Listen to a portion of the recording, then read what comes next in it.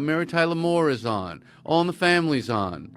You just expected there'll be some funny stuff we can watch on TV tonight. Well, guess what? Where is it? This is the result of the extreme left. Wait, what? There's no more comedy? Comedy's completely gone from every facet of society? Damn. That sucks. When did it happen? Apparently they're trying to destroy comedy, says Jerry Seinfeld, master comedian. Yes, the star and one of the co-writers, I believe, of Seinfeld, the old hit TV sitcom. And the B-movie. Yeah, the B-movie. Really affects comedy. People always need it. They need it so badly, and they don't get it. It used to be you would go home at the end of the day, most people would go, oh, Cheers is on, oh, MASH is on, oh, Mary Tyler Moore is on, All in the Family's on. You just expected there'll be some funny stuff we can watch on TV tonight. Well, guess what? Where is it? This is the result of the extreme left. Wait, what? There's no more comedy? Comedy's completely gone from every facet of society? Damn. That sucks. When did it happen? When did we lose comedy? What was the exact year? I thought Elon Musk was bringing it back. I thought he was going to bring comedy back, and then steal it back from the woke mind virus. And PC crap, and people worrying so much about offending other people. Mm-hmm. When you write a script and it goes into 4 or 5 different hands, committees, groups, here's our thought about this joke. Well, that's not a leftist thing. That's kind of just corporate, structures of media companies. I'll agree. It does suck if you're going to have, multiple conferences and testing centers and just finding out whether or not audiences enjoy a certain thing, or they laugh enough, or they buy enough Coca-Cola based on how much you made that Coca-Cola joke. But I don't think that's the left. The left didn't do that. This is PC crap. Jerry Seinfeld blasts the extreme left for trying to ruin comedy. Take it away from all of you. Well, that's the end of your comedy.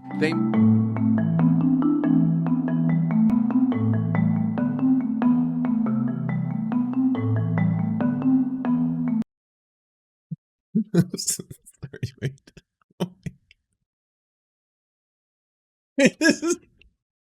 This is real? He was doing it to promote Unfrosted? What is this, the Pop-Tart movie? A Pop-Tart will rise. This is... No! Isn't this a bit? I thought this was a bit. I thought someone made a joke about how they're like, hey, the Coca-Cola movie starring Seinfeld, written by Jerry Seinfeld, directed by Quentin Tarantino. But it's Pop-Tarts, not Coca-Cola, Pepsi. Soda, the movie. Yeah, wasn't that like a Chapo bit or something? They were doing that for a while. This whole thing, the whole time, was to promote the Pop-Tart movie. Oh my god.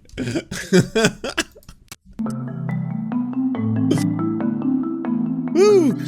Oh, sorry, I should be reading this for people who are listening in their ears only.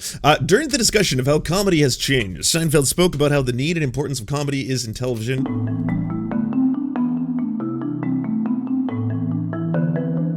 Is this whole thing just... What's the deal with the age of consent? I mean, she was 17 years old. Is that not the same thing as 18 years old? Okay, from Benny Johnson, the straightest of straight men, who's super straight and loves being straight. Nothing really affects comedy. People always need it. They need it so badly, and they don't get it. It used to be you would go home at the end of the day, most people would go, oh, Cheers is on, oh, MASH is on, oh, Mary Tyler Moore is on, All in the Family's on. You just expected there'll be some funny stuff we can watch on TV tonight. Well, guess what? Where is it? This is the result of the extreme left and PC crap and people worrying so much about offending other people. Mm-hmm. When you write a script and it goes into 4 or 5 different hands, committees, groups, here's our thought about this joke, well, that's the end of your comedy. They move the gates. Yeah. The left. Or is that just people being collectively, like, tired of hearing, I don't know, like the racist Asian character done by a white person again? Does that play a part in any of it? Is that committee? If people are like, oh, grown. Yeah, people are like, boring. People want more sophisticated humor. If they want more layers to their humor, that kind of shit. Is that also in skiing? Yeah. Culture, the gates are moving. Your job is to be agile and clever enough that wherever they put the gates, I'm going to make the gate. Okay, so old man yells at comedians is just kind of strange coming out. Like, I know, obviously, everyone's expecting me to talk right away about the fact that, hey, did you know that Jerry Seinfeld is actually potentially someone who's into dating 17-year-olds? You would have to research that on your own time, all right? Jerry Seinfeld, 17 years old. Look into it if you want to learn about the history of Jerry Seinfeld and his libertarian ways. But I'm more concerned about this from a comedy aspect. Because I keep hearing this thing, like, you couldn't make this today. You couldn't make this today. And what about Seinfeld was really that edgy?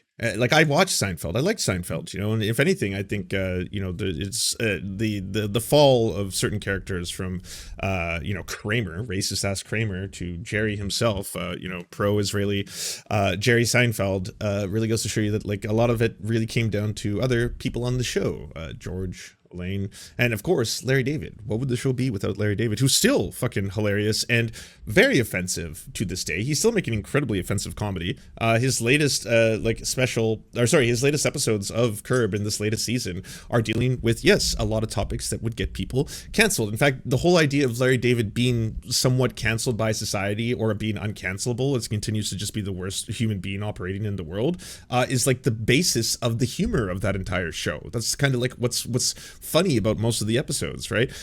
It's Always Sunny in Philadelphia. It's still going, still fucking hilarious, still offensive as fuck. Like, holy shit, when you watch that show, you're not watching a show that's PC, you know, oh yeah, the woke comedy of It's Always Sunny in Philadelphia. But you could say that they actually try and utilize things like the history of racism in the United States, or white people using the N-word, and try to actually bring attention to that, not just for the purposes of being like, wouldn't it be funny if this white person called this black person N-word? No, it wouldn't. It's like, true, wouldn't it be funny if there's a character who's older and he's racist and he's actually singing a song about how he's going to say the N-word because he's a white guy and he's got that old-timey racism built into him, and all the other white people are trying to go against that and be like, don't do it, you fucking racist. That would be neat, or at least funnier than the first idea. It would be funnier, yes. You're getting closer. Does this whole idea where it's like, you can't make comedy today, you know, like comedy we just stopped. We can't have the Mary Tyler Moore Show. Can't have Leave It to Beaver, you know. Can't have those old sitcoms where apparently it was completely fine to be a domestic abuser to your wife, but it was just the style at the time. Bang, zoom, straight to the moon. Do you think I could get an episode on air today? Like, I think if you tried to do half the stuff that was in Seinfeld today, you would be canceled, but it wouldn't be from the far left. It would be from right-wingers, because you had a character who was gay and not like an evil pedophile for being gay. And then they would be like, oh, fuck, this is a groomer show. Or you had a woman admitting that she not only enjoys sexually pleasuring herself, but that women masturbate. That today, yes, you couldn't make that today, but it wouldn't be the left canceling you. It would be the right being like, oh, this satanic fucking pedophile show wants to promote the idea that women actually enjoy sexual pleasure and enjoy touching their own bodies. There's actually a competition where a woman lost before a guy did in a masturbation contest. Can you believe that? This is fucking disgusting and depraved. Yeah, that's who would be canceling you. That's where you would get cancellation. That's where you would get fucking people being like, yeah, no more Seinfeld. Shut Seinfeld down. It's disgusting. It would be right-wingers. It would be Benny Johnson. The Benny Johnsons of the world would be doing specials on this. Can you believe this character Elaine apparently enjoys satisfying herself sexually? And then you're like, what? You weirdos. You're still being weird about this. The movie business is over. Yeah, again, the movie business is not over because it got taken over by the commies. It's not because of the left.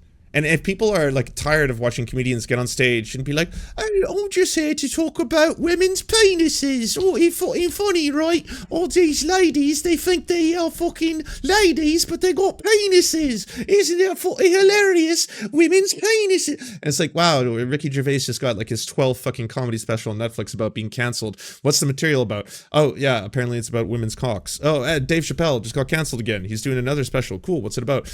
Women's cocks or something. I don't know. They're all really making a lot of trans jokes now, and they're like, oh, but I should be allowed to say what I fucking want. You can't cancel me. And you're like, yeah, well, what the fuck? Well, like, no one's canceling you. You're saying this on a special on Netflix that you're getting millions of dollars for. You haven't been canceled. There's more content now than ever before. There's more shit now than ever before. There's so many TV shows. There's so many comedies. You know what's actually a nice juxtaposition to all of this is to see how like some people actually grew with time. I was watching a new show that has Eric Andre and Johnny Knoxville doing pranks on people, and the show could be half the length. A lot of it is just them on a panel trying to, like, you know, talk to people about what's your idea for a funny prank, and no one has an idea. They're just like, oh, I want you to do it, but I want you to prank so and so. That's it. But they end up doing some pranks. Some of the pranks are absolutely fucking brilliant, really, really funny, and people really buy into them, and so they're good. And some of them are really just like well-natured, good-hearted, and fun stuff, just for laugh style stuff. And there's moments in it where you can tell Johnny Knoxville, he's old now. He's been through a lot of shit. I'm sure you've all seen the newer Jackass. People called it woke Jackass because, oh my God, it had a woman doing stunts, and it had people speaking about issues, you know, that actually weren't simply centered and focused around men and shitting and stuff like that. But like Johnny Knoxville makes jokes in it that are still really funny, even though he's intentionally trying to be a little bit more inclusive. Like when a mom gets really mad because she thinks her son, this is not a spoiler, when a mom gets really mad because she thinks her son has hired a sex worker, she like, the whole bit is that they fooled the mom into thinking that the son is actually going to be in trouble because he may have just killed somebody, and that's the whole prank. And so before that happens, they fooled the mom into thinking the son is also hiring a sex worker. The whole thing is a bit, right? The mom is angrier at the sex worker than she is the potential that her son just pushed a clown out of a window. So she's going off at the sex worker and just being like, who the fuck do you think you are, touching my boy, you fucking whore, all this kind of stuff, really freaking out at her. And she's like, you're a fucking 2-bit prostitute, you fucking think you can come in here. And then Johnny Knoxville's like, whoa, sorry, I want to stop you. I believe the proper term is sex worker now, okay? We don't use those terms. I mean, how dare you try to... And it's like, it's perfect. It's well interjected. He's in on the bit. He knows at that moment in time that the mom is really, really mad because she thinks her son was just hiring this person, and that this person may be, like, you know, a pedophile or something like that. So the mom's extremely angry at the person. This is not a PC sketch. This is not an SJW woke sketch, if you cannot tell already, right? But that moment in time where Knoxville knows to jump in and knows it's going to be really funny if I just like interject right now with this line, and it works. It's perfect. When he comes in there, he's like, I believe the proper term now to use a sex worker, right? And the mom flips out at that. Yeah, you can do multiple things at once. You can both be in a comedy that's a prank show that's incredibly edgy, where at that moment in time, you're literally pranking a mother into thinking that her son may have just killed a clown, right? Like that's a pretty fucked up premise. That's not exactly a woke TV show, right? But also at that moment, you can also be a little bit inclusive and have fun with it. You can be creative with this shit. It doesn't always need to just be that you sit there and you're like, what's the deal with airline food? I mean, it's food, but it's on a plane. Why is it not airplane food? You know, like that, you could do more than this. There could be layers to this shit. Is all I'm saying to the Jerry Seinfelds of the world. Oh, for some of the older generations, you know, millennials like myself, many of us are confused by why, you know, kids find skibbity, the toilet thing. Why they find that really funny. And you might be like, it doesn't make any sense to me. I know a lot of millennials didn't understand Zoomer humor, when it would just be like, you know, me and the boys getting beans at 3 a.m. with some weird distorted image and just being like, I don't really understand it. And then, like, you know, like myself, I kind of like absurdist random shit. So like some of it I find funny, but like I get it. There could be a disconnect in that as well. But like at the end of the day, I don't look at any of that and think to myself, even if I don't find this particularly hilarious, and actually this skibidi toilet with the whole American empire taking over the world shit, that actually is pretty fucking brilliant. I don't know, that shit is kind of funny. Either way, even if it wasn't my cup of tea, I wouldn't be like, you know what, like comedy, there's just no such thing as it. It went away. Like we lost comedy to the woke. The woke took comedy away. And that's just like, that's one of the saddest parts about humanity is you can't even say anything anymore without all these people having opinions on it. And it's like, well, yeah, people do have opinions on it, but people still find ways to be absolutely fucking hilarious. And dare I say, even, you know, offensive. There's still offensive comedy that can be incredibly funny, you know? Hey, bro. Look at this beautiful developing country.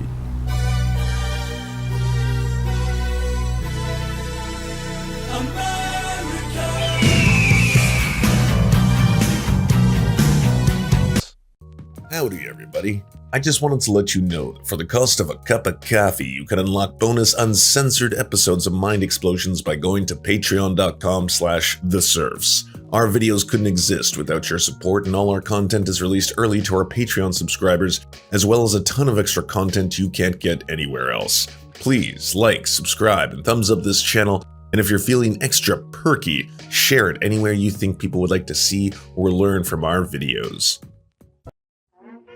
Thank you so much for watching, everybody. We first want to give a shout out to everyone who makes this show possible. This program is produced thanks to the generous support of our Patreon supporters: Anna Loves Riley, Arian McCarthy, Cheryl Alvarez, Comrade Junkie, Doug Caddy, Everything Important, Hagbar Celine, Jimmy Sombrero, Multimondi, Omni, Peanut Butter Blondie, Political Poppy, Preston Kroll, Quiet 185, Richard Bomey, Riley and Anna, Roller Dragon, Ruby, Cernicus, Stellar Gwyn, Sebastian Demmel, Travis McClinton, and Words Greenwood. As well as every other person you see on the screen right now, this show would not be possible without them. And if you want to join these wonderful people who make this entire program possible, simply go to patreon.com/theserfs and you can unlock uncensored and bonus episodes and, help us exist.